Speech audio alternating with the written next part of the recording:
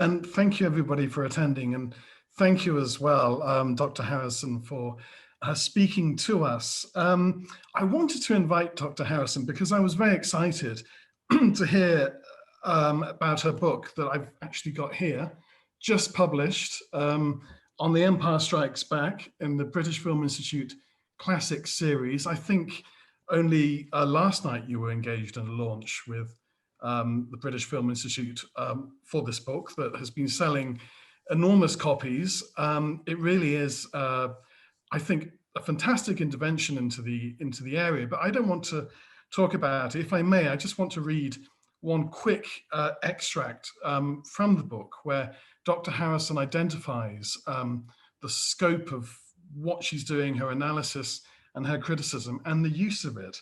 The Empire Strikes Back is a restless and uneasy movie that is full of contradictions and subject to shifting interpretations over the course of its history.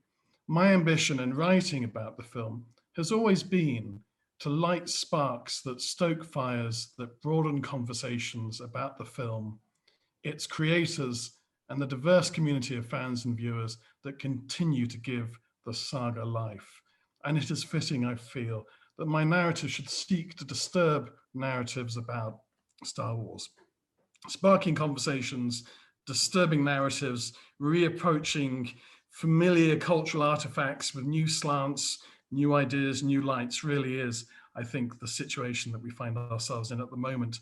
Let me just quickly introduce Dr. Harrison to you, and then I'll give her the floor. Dr. Harrison's an academic and film critic and broadcaster based at the University of Glasgow. Her research includes her first book, From Steam to Screen, explores how identity and power shape our encounters with media and technology. And her writing appears in publications including Sight and Sound magazine and the LA Review of Books, as well as academic journals. In fact, the Empire book is the first of two that she's writing on Star Wars. So we're very lucky to have you now at this midpoint. The first book is out, and I do recommend everybody here buys it. And the second is in anticipation. Dr. Harrison, may I hand over to you? Thank you so much. Thank you for the kind words about the book, and also to both you and to Fran for inviting me to speak to everyone. I am anticipating that I will probably speak for around 35 or 40 minutes, and hopefully that will leave plenty of time for conversation because, yep, as Ben's reading from the book suggested, the thing that I'm interested in is the conversations that come out of this work and seeing it as, I mean, not even, I wish I could say it's a starting point. So many people have so many interesting things to say about these films that it's an ongoing process. And I am particularly interested in what people who experience marginalization and whose voices aren't heard about this franchise have to say. So with that in mind, the topic today is about marginalization through the cracks in the mask, gender, race, and queerness in the Star Wars films. So since buying the franchise from George Lucas in 2012, Disney has masked Star Wars with the promise of progressive representation and has swished the cloak of inclusion around its heels. The sequel films and the spin-off movies Rogue One and Solo, as well as ongoing TV show The Mandalorian, have included a Black man, an Asian American woman, Latino actors, and white women. On the face of it, performers such as John Boyega, Kelly Marie Tran, Pedro Pascal, Oscar Isaac, Diego Luna, Riz Ahmed, Donnie Yen, Thandie Newton, Daisy Ridley, Gwendolyn Christie, and Felicity Jones have all, since the franchise reboot in 2015, contributed to a more progressive Star Wars universe. And the new era of Star Wars gave us queer representation too, in the form of a lesbian couple who appear in trilogy finale The Rise of Skywalker in 2019. As Commander Daisy kisses her partner, the saga ends 42 years of heteronormative fantasy in which queer people are less common than warrior teddy bears, gangster slugs, and humanoid squid. But despite criticism from vocal cis, straight, white, and often male members of Star Wars fandom, over the franchise improving representation on screen, it often feels as though the films have failed to deliver any real change. All three of the sequel films rely on racial stereotypes. Benicio del Toro's DJ, for example, is a double-crossing arms dealer. Oscar Isaac's Poe Dameron is a former drug runner. The Last Jedi squanders Finn's potential by sidelining its only Black protagonist. The Rise of Skywalker does the same to Asian American Tran. All three films waste opportunities to develop a queer romantic relationship between male leads, Poe and Finn, and instead settled for that fleeting kiss between two minor characters that exhibitors in censorious cultures can cut from the movie. So, my question is, how progressive really is the Star Wars franchise? How does gender, race, and sexuality inform representation on screen and in paratexts such as comics and novels? And where does the franchise go from here? Throughout the paper, I'll be making reference primarily to the films, alongside other Star Wars media, in what I consider a formative rather than a comprehensive study of the franchise. So at an early stage in the research for a new book, Decoding Star Wars, which explores the uses, labour practices, and representation of computing and software in Star Wars media, I am aiming here to complicate narratives about identity and strip the franchise of its bait and switch progressive disguise techniques. Taking an intersectional approach, I'll offer some initial thoughts about gender, race, and queerness, by which I should say I'm encompassing a range of LGBTQ+ identities, most of which are not explicitly enunciated in the films. So queer is quite a good kind of catch-all term for those. And I'll be doing that across the saga. So to talk a bit about gender, entering a cave on the sacred Jedi island of Acto in The Last Jedi, female protagonist Rey attempts to use the infamous energy of the Force to find her long-lost parents. As she approaches a translucent, glass-like surface that she hopes will reveal their identities, a string of Reys appear on screen. There is not just one Rey, but many, copied like paper dolls, cut from the same sheet and receding ad infinitum into the distance. When Rey asks the Force to reveal her parents, the glass dissolves and she finds herself looking back at her own reflection, another clone extending her presence beyond the glassy filmic screen into another dimension. Rey is, for a moment, everywhere. And yet, Rey is also nowhere, and her colleague Resistance fighter Finn has a new refrain to add to the canon of Star Wars in-jokes, "Where's Rey?", which we hear multiple times throughout the sequel films.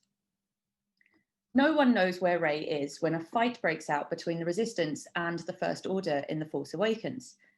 No one knows where Rey is when she departs on a mission to find Luke Skywalker in The Last Jedi. And fans certainly wanted to know where Rey was when they used the hashtag Where's Rey to protest the male-centric merchandise Disney released after the first sequel film in 2015. And you can see some of that on the presentation.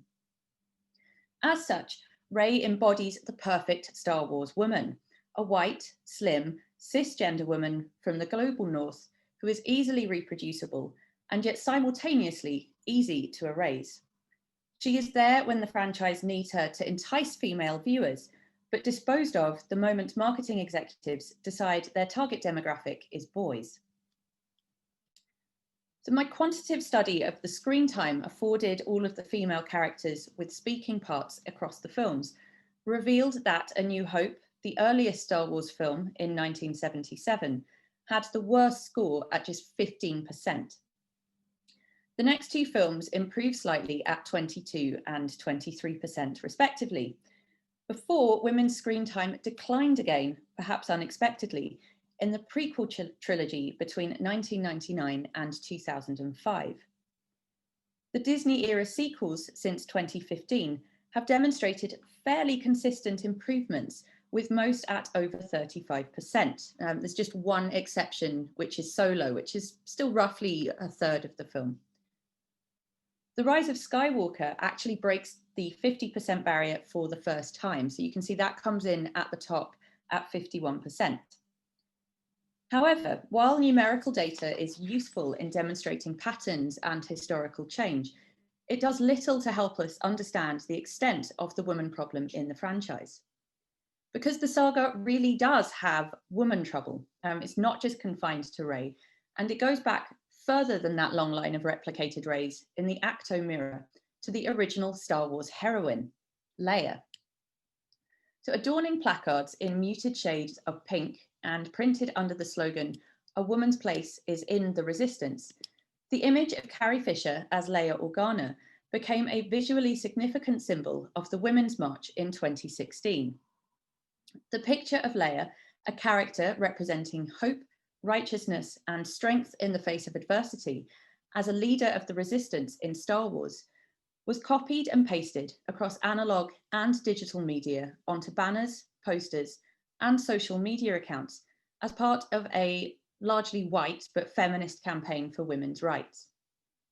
However, tempting as it is to frame Leia's status as a feminist victory that wrests her from the patriarchal clutches of Han Solo and delivers her to a women-led social movement, I have to admit, to quote her brother Luke, I have a bad feeling about this. And that's because if all women belong in the resistance, the poster tells us, all women should be like Leia. Thus, in copying, pasting, and circulating Leia's image, and asking her to stand in for all women, a broadly feminist endeavour ends up replicating the Star Wars franchise's patriarchal, white, and cis reproduction of one central woman character. But in the Star Wars films, as in the Women's March posters, the problem emanates from the princess. Leia's first bodily appearance in A New Hope is on a ship under attack by the evil Empire, when she inserts a data disk into a droid. She has recorded herself speaking and sends the footage to Jedi and ally Obi-Wan Kenobi via R2-D2. While Leia is one of just 2 women with a speaking role in the first film, there are multiple images of her cloned digital form that circulate through the galaxy and beyond her control over subsequent decades. R2, for instance, plays the video of Leia's message for Obi-Wan to Luke in A New Hope, and does so again to persuade Luke to train the new Jedi warrior Rey in The Last Jedi. While Leia oversees the recording of her initial digital message, it is replicated and shared by male characters and used to stand in for her when she is not there. And beyond her own digital copies, as the archetype for nearly all women protagonists in the franchise since 1977, Leia is the basis of a clone army of white, mostly brunette, cis women that populate the galaxy. The visual similarity between Leia and 2 of the leading women is plausible. Padme Amidala, Leia's mother, and Shmi, her grandmother, understandably bear some resemblance to their relation. However, both Jyn in spin-off film Rogue One and Rey in the sequels also appear to be copied and pasted from the original trilogy. And there are an overwhelming number of other Leia avatars, as I am about to reveal. So you can see a number of different women here. Not all of them are white, but all of them are kind of dressed and presented in a very similar style to Leia. Given how few named speaking women characters there are in the series, who include Jamelia, Corday, Sabe, Beru, Zam Wessel, Maz Kanata, Captain Phasma, and Lieutenant Connix, the range of possibilities for women's appearance and experience is unsurprisingly limited. But the reduction of all women to a variation of one woman becomes more acute when you consider that Jamelia assumes Padme's previous role as Queen of Naboo, and that Corday and Sabe are part of Padme's army of body double decoys.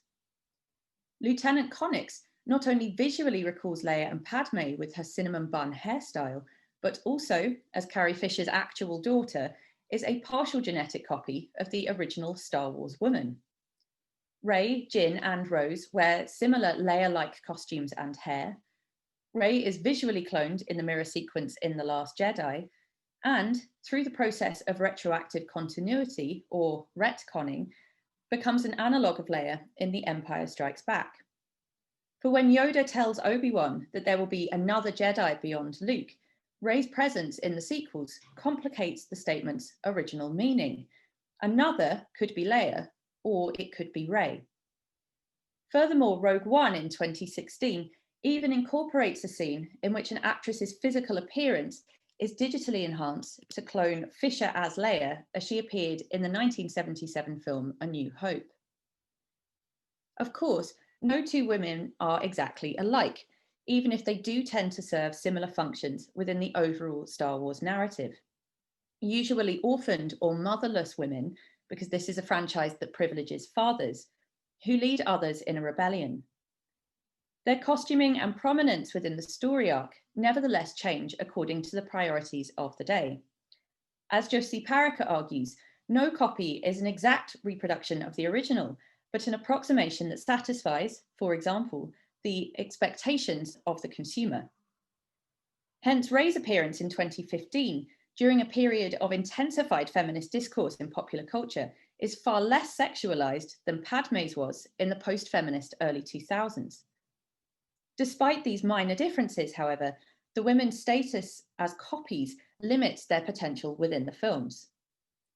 Discussing the history of the copy function in computing, Paraka suggests that it was designed to guarantee obedience and efficiency within a system. While Padme uses her body doubles to subvert control mechanisms throughout the prequels, their initial capture in The Phantom Menace, whereby the Viceroy orders a guard to process them, invokes this patriarchal function of copies to appear and be commanded by a higher authority. There are no doubt arguments that representing women so that they all look alike is coincidence or predicated on which actresses happen to be in vogue at the time of casting. However, my preliminary archival work reveals that the decision seems to be deliberate. And these are some brilliant images that I love sharing with people. So these appear in a Vogue feature in November 1977, in which you can see here, for some reason, the editor of Vogue at the time thought it would be great to run a feature on the relationship between selling fur coats and Star Wars, which is one of the most bizarre merchandising kind of tie-in advertising features I have seen using the franchise, I have to say. But you can see that Carrie Fisher has been replaced here by a different model. She commented on this feature years later in an interview, and apparently this was because she was deemed to be not thin enough to appear in the pages of Vogue.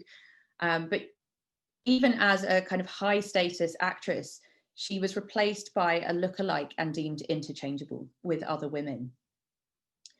Then in a feature on Natalie Portman and her role in Attack of the Clones that appeared again in Vogue in 2002, writer Eve McSweeney reported that franchise creator George Lucas cast Portman because, like Fisher, she was worldly beyond her years and had the strength and presence to be believable as the leader of a society.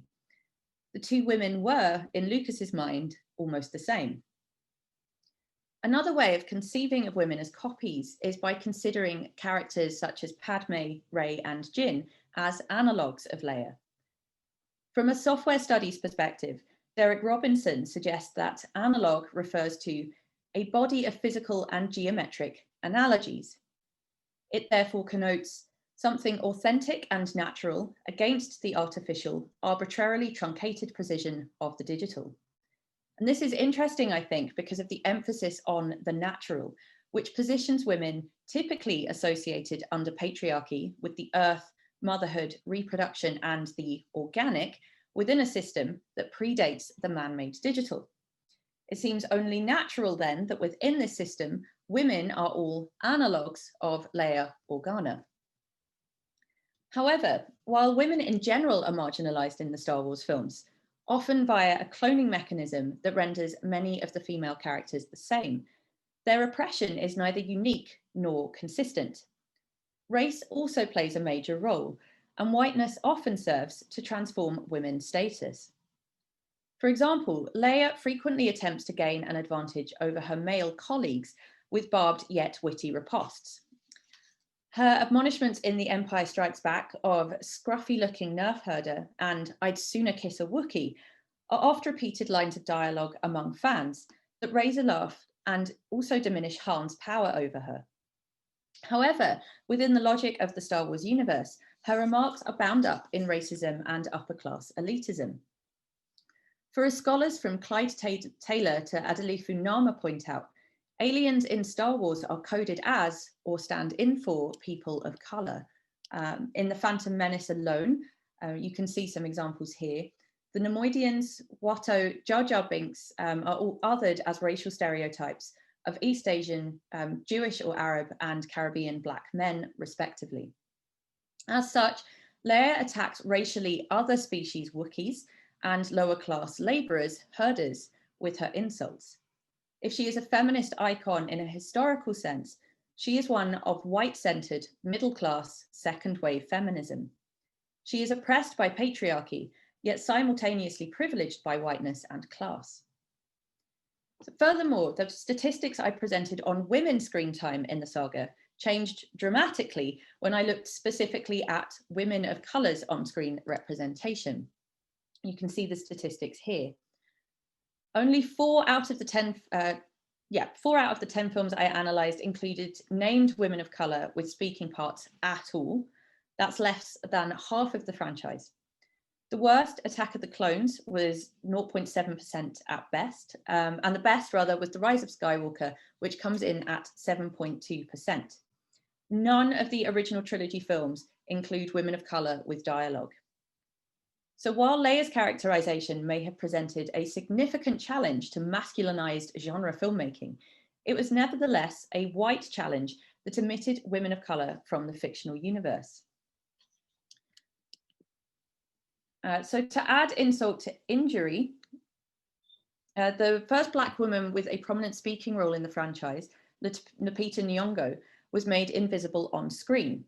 Rendered in code as alien Maz Kanata in The Force Awakens, she is, like Black actor James Earl Jones in The Empire Strikes Back, a disembodied Black voice. When a Black actress did make it on screen as a character with a major speaking part, Thandie Newton's Val only survived the first third of the 2018 Solo. She is on screen for 2.1% of the film and dies saving her white friends. But whereas Val's death serves whiteness and warrants sympathy for white viewers, the killing of vast swathes of the Star Wars cast is not so straightforward.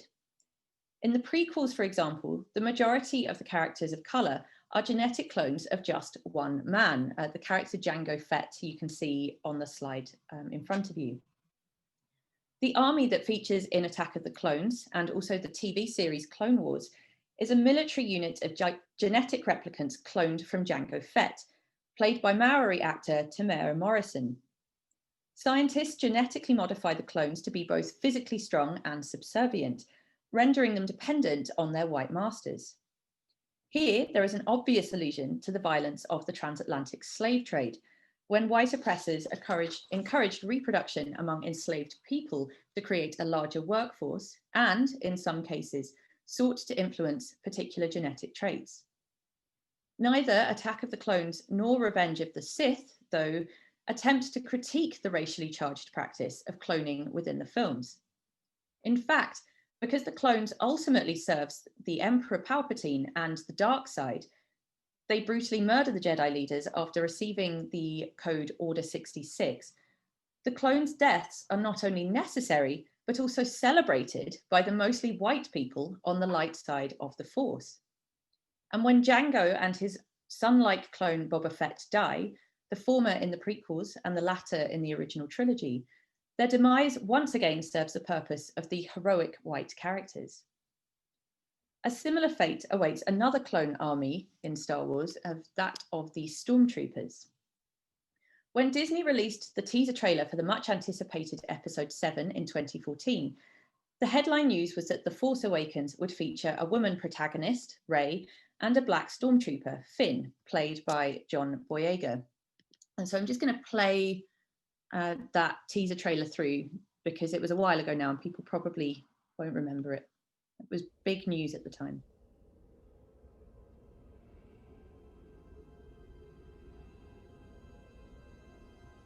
There has been an awakening. Have you felt it?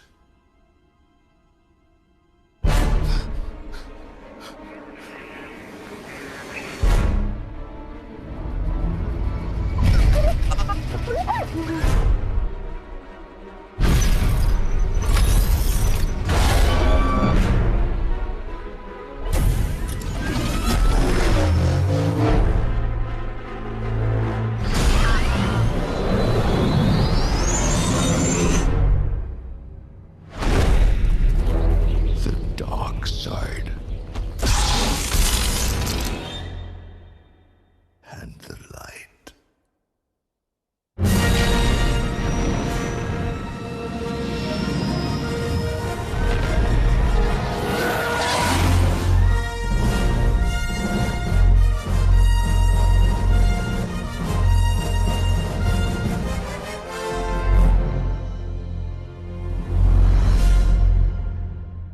Okay, so that was the teaser trailer from 2015, and actually in that trailer you don't really get much of a sense of who any of the characters are or what side any of them are going to be on.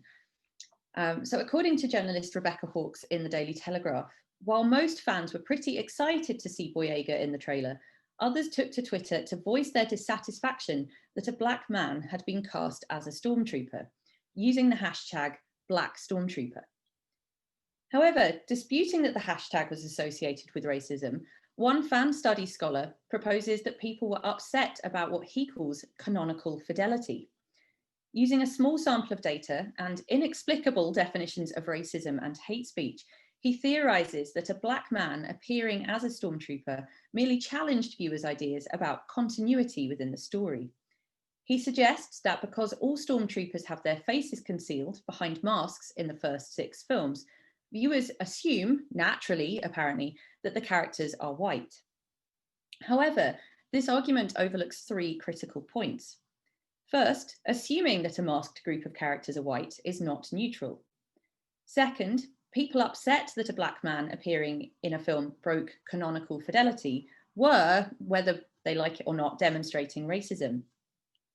And third, as Stephen Thrasher argues, it is possible that under every white stormtrooper's armour, there is a black human. In an essay for The Guardian, Thrasher reads The Force Awakens as a film about black emancipation from and rebellion against slavery, with Finn as a leader who discards his slave name, FN2187, which recalls the prison cell of white woman Leia aboard the Death Star in A New Hope, and seeks to free others from oppression. While Thrasher's argument is based on conjecture, it is not hard to imagine that the Star Wars universe is populated by unidentifiable, cloned black men who were enslaved by successive fascist regimes. And in fact, later on, we learn that this is pretty much the case as the Empire or the First Order is taking children and forcing them into a kind of slavery as soldiers. As I say, it's not hard to imagine that the stormtroopers would be black men who are enslaved by successive fascist regimes and killed by uncaring, if well-meaning, white resistance fighters. Thus, clones of colour in the franchise are, even more pervasively than white women, invisible and disposable. So then I'm just going to kind of round up by talking about queerness in the franchise. And again, there's kind of crossover here with race and gender. In the prison cell on Bespin, where Han is tortured by Vader, Leia remonstrates with Lando for giving away their location to the Empire. But as Lando reassures her, Vader is only interested in Luke and Han. Vader doesn't want you at all, he says. And so, in the original trilogy, the villain Darth Vader is made doubly terrifying to white, cis, heterosexual audiences. For not only is he coded as black by his costuming and by his voice, with James Earl Jones as the voice actor, but also coded queer by his interest in specifically men. Indeed, the dark side is implicitly coded as queer throughout. The 2 Sith Lords, Darth Vader and Emperor Palpatine, are notably older men who seek to lure the young, handsome Luke to the dark side, the queer side of the Force. And later, with Luke clinging to a platform suspended high up in a wind tunnel, Vader cuts off the hero's hand.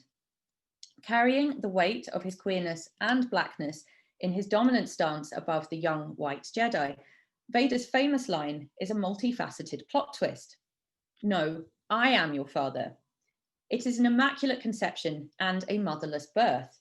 He is a black father and a queer father too.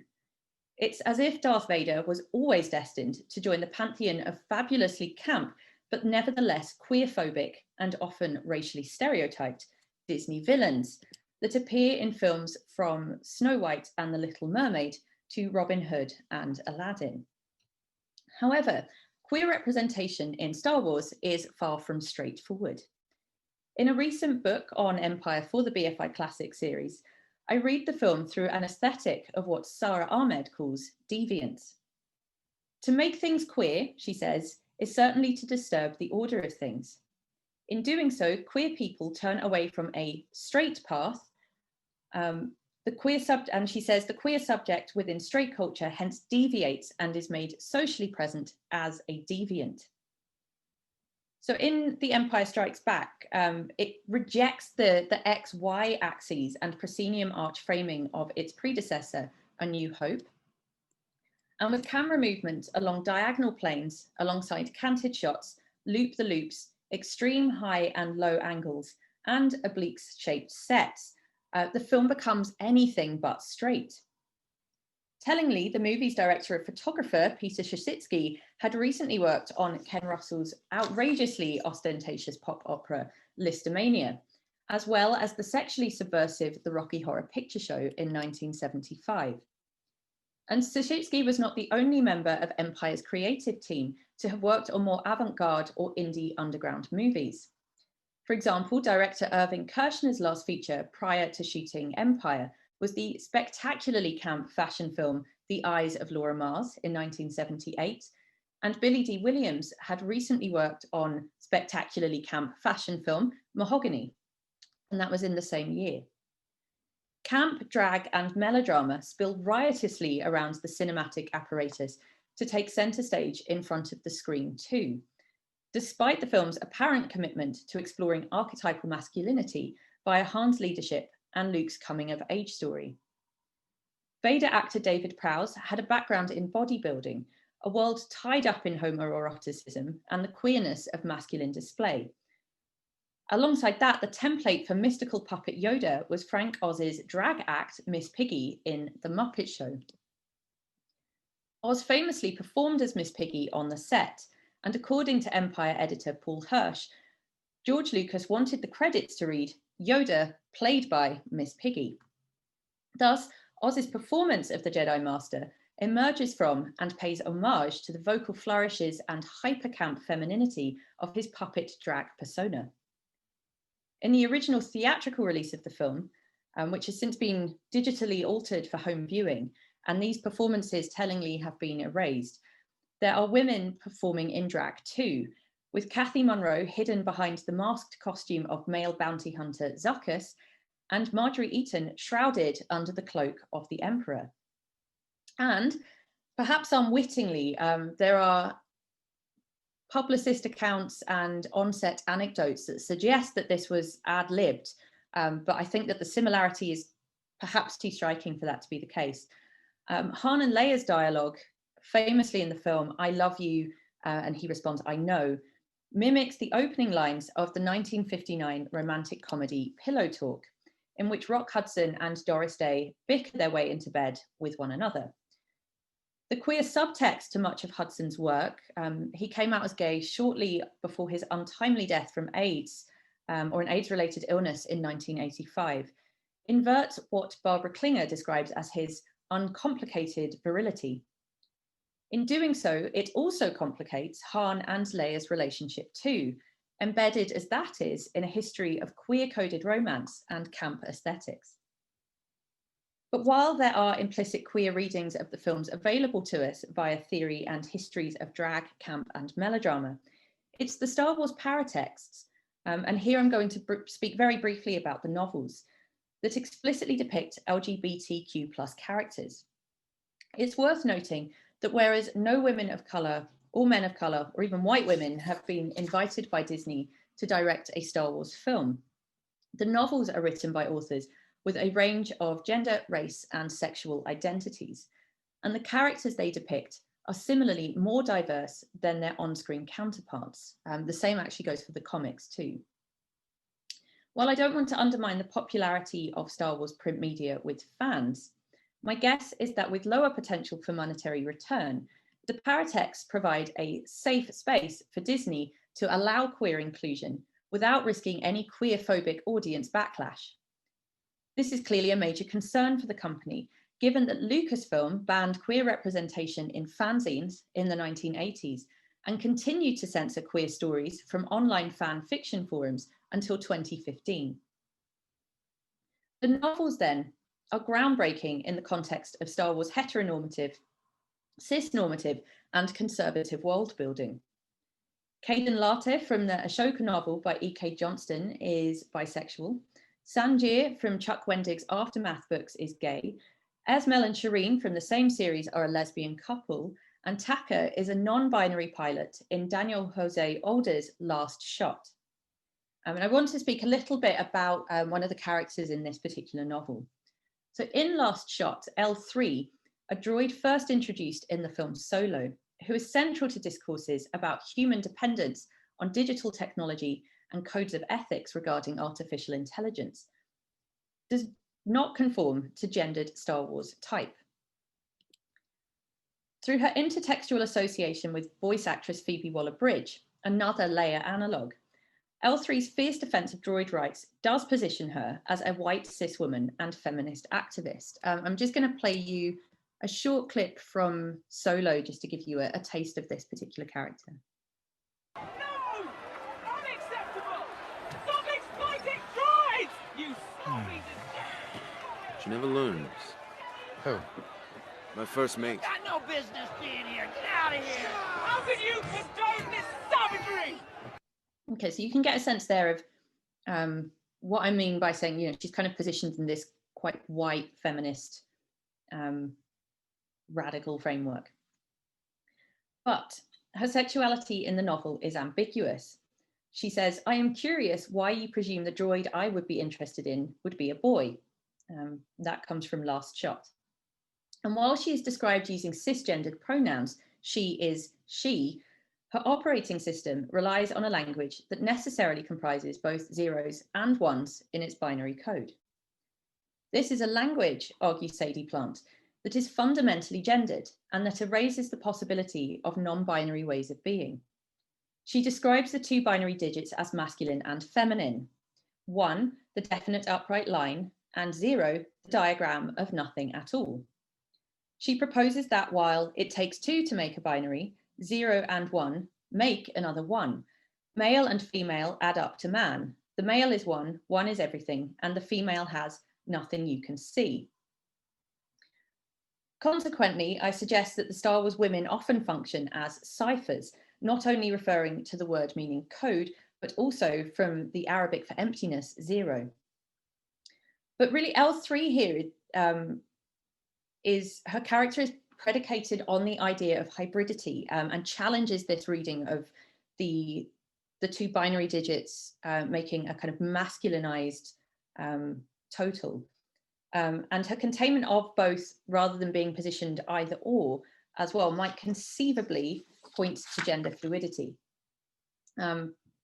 Moreover, there's an unusually philosophical exchange between Lando and L3 in the novel, in which the droid discusses the post-human condition.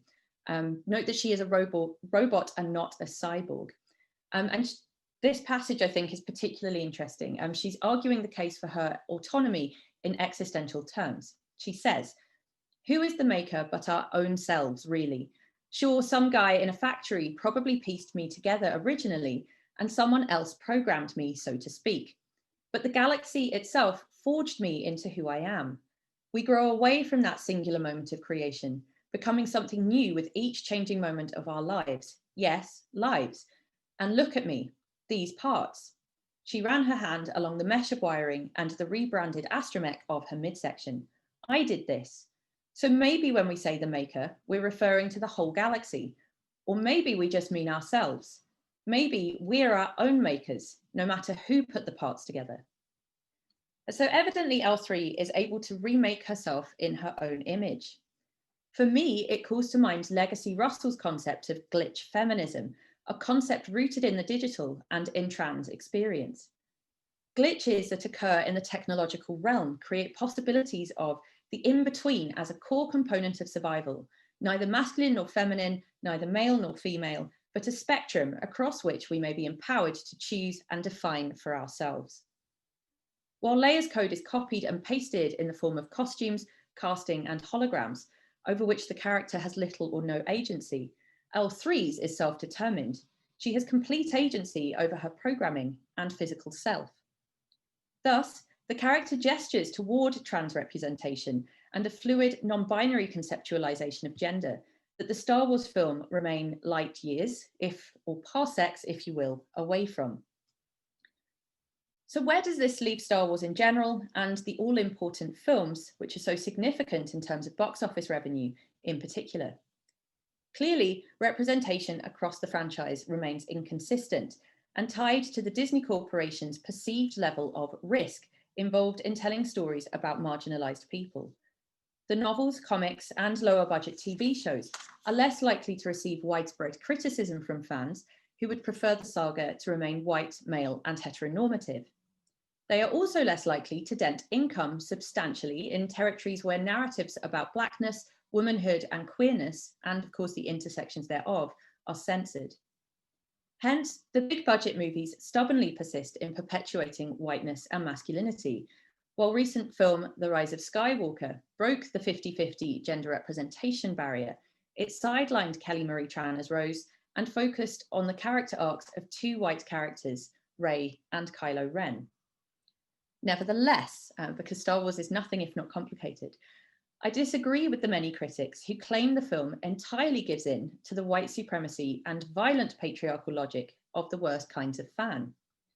Moments of solidarity between the Black characters were refreshing, albeit limited antidotes to the overwhelming whiteness of Star Wars. There was an increased number of women of colour on screen. And, most importantly, the final victory belongs to the most marginalised people in the galaxy. For the Resistance wins thanks to 2 white women, 2 Black men, a Latino man, a Black woman, an Asian American woman, and a coalition of racially othered alien creatures and droids. While the Resistance celebrations have a similar aesthetic to the original trilogy, this is not the same kind of whitewashed rebel victory that we witness in A New Hope or Return of the Jedi. Indeed, at the end of the saga, whiteness and patriarchy are under threat. For at the end of the saga, all the major white male characters with speaking parts are dead, even the good guys. It's an ending that for me turns the white male history of Star Wars on its head. That's not to deny that the film is racist and that the film is broadly queerphobic, but it is also, perhaps, the most progressive film in the franchise, in that it opens up the possibility of a future that is not dictated by whiteness and patriarchy. What that might look like, it's hard to say. Even I find it challenging to imagine a world, let alone an entire galaxy, that exists outside of the organizing logics of patriarchy, gender, and cis heteronormativity. I'm not convinced that an exploitative and capitalist entity such as Disney is going to provide any satisfactory answers or solutions.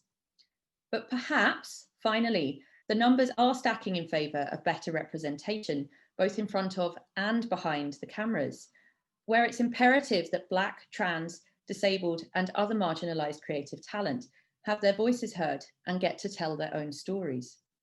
Perhaps in future, it's the mask of patriarchy that will start to slip and leave a more progressive, more inclusive Star Wars in its wake. Perhaps that's too optimistic, but for now, don't tell me the odds, and I will live in hope.